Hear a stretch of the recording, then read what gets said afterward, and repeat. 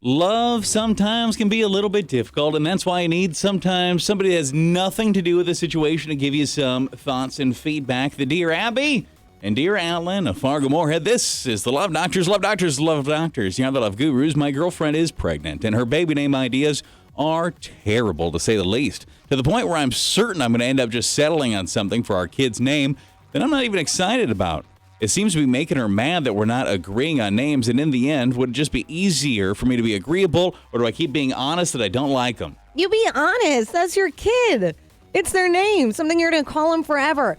However, I do think she should give you maybe a list of names, and you need a little bit of time to kind of go through them and see if they grow on you. Not right away. You hear a name, and you're like, absolutely not. Yeah, I guess I don't hate that idea necessarily. I do think that it can be a process, right? And you're going to have a long list of names that you suggest that she thinks are terrible and the same. Eventually, I do think you land on one you both like. That's what I think. You both kind of come up with a list, go through them together and check, okay, well, kind of like this one, and then cross off ones you absolutely hate, and nope, we're never going to use that one. Well, and if you are just like, fine, call the baby Tobias, even though I've always hated the name Tobias, or whatever name. I'm just yanking a name out of the sky. But if you do that, if you hate the name enough, there might be that kind of like resentment forever, and that's not good either. Then you wouldn't want to ever see your kid, Tobias. Stupid Tobias again, crying and want to be fed. Ugh. Hey, you guys have to find one you both like, not one that you do not settle. Especially if it's Tobias. Yuck. And Love Doctors, you're the Love Gurus. My fiance and I are wedding planning. And he's more of a bridezilla than I could ever hope to be. And then in parentheses it says groomzilla, ? I'm pretty simple overall, but he wants a straight-up princess wedding to the point where it seems like way too much for me. Do I just let him go crazy since it means so much to him? Or as the woman, would you say I have more say? Well, do you think he's doing it because he thinks that's what you want and he's trying to be helpful? Maybe. Because if you can afford it, I think you really talk to him and say, let's sit down, let's really talk about this. Is this what you want, or is this what you think I want? Do you think maybe it's too expensive, or should we just do something more simple? Because to me, I'm not really worried about doing all this stuff. Well, I do think that stereotypically speaking, when you have the male-female dynamic, I think as a whole, we kind of go like, oh, yeah, I mean, it's really more her thing. She's probably more excited about it.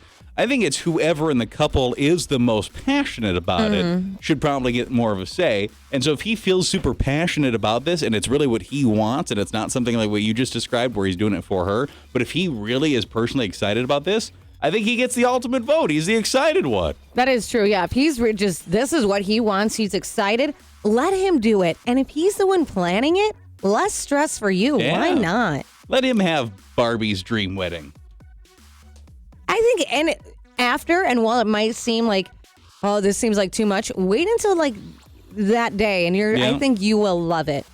Yeah, when it's in practice, you'll be like, okay, I'm glad we did this. Yeah, because he's the one behind it. He's the one who put it together and all the thoughts and hard work that went into it. Yeah, whoever is the most about it, they get the votes. And finally, Love Doctors, you're the Love Gurus. I am pretty sure I want to break up with my boyfriend, but I'm certain he doesn't see it coming. He seems just content and happy as can be. He's always telling me how great I am and how wonderful our relationship is and how happy it makes him.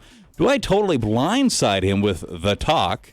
Or are there some little breadcrumbs I'm supposed to leave leading up to that moment to prepare him for the actual breakup itself? No, what breadcrumbs? No, you just break up with him. Rip the Band-Aid off. If you're not happy, you don't want to be in the relationship.